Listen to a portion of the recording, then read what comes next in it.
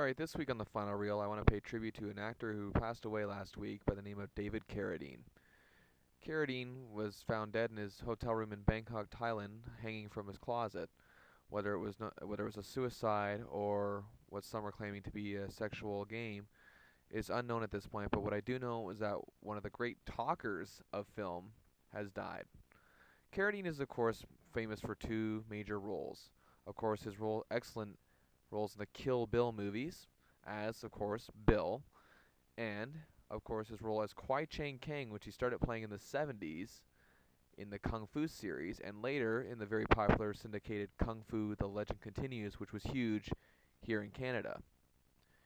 Now, Carradine was someone who, when he talked in films, really made you listen, and that was no more apparent in this, especially the second Kill Bill movie.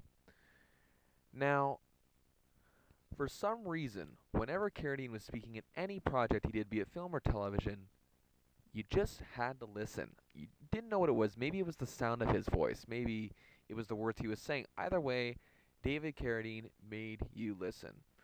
Now, some would say he wasn't the greatest actor due to some of the movies he's done, but I happen to believe David Carradine was very talented. Now, next year I'll be doing a special on this show called For Your Consideration, which will, of course, be based on Siskel and Ebert's old Memo to the Academy specials, in which I will suggest who should be on the nomination ballot come Oscar time. Now, I actually did a blog. I've done blogs called For Your Consideration in the past, and I went to bat for David Carradine when the Oscars honoring the movies of 2004 were about to come out, vouching for him as Best Supporting Actor. Sadly, due to the content of the Kill Bill movies, acting wasn't really thought of, and Carradine was overlooked despite being nominated for a Golden Globe. I thought the decision was ridiculous and unjust, and really just, sadly, in my opinion, piled dirt on what was a great performance by David Carradine. Now, Carradine is, of course, obviously known for the roles in Kill Bill and the Kung Fu TV series, but I think it's also movies like Bound for Glory and The Long Riders, which he starred in with all his brothers, and even the guilty pleasure like Circle of Iron, where he really shined and showed his true talents as well. Even the movie Grey Lady Down, which he co-starred with Charlton Heston, he was also very good in. Again, Carradine was a great talker, and there was no doubt about it, as I'm always mesmerized by the way this guy talks and delivers his dialogue. David Carradine could be reading a phone book, and I would be interested in it. That is how good this guy was.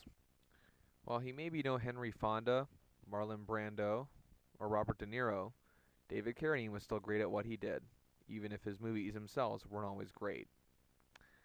Next week, I'll be back with more reviews, including The Taking of Pelham 123, starring John Travolta and Denzel Washington, a very highly anticipated film.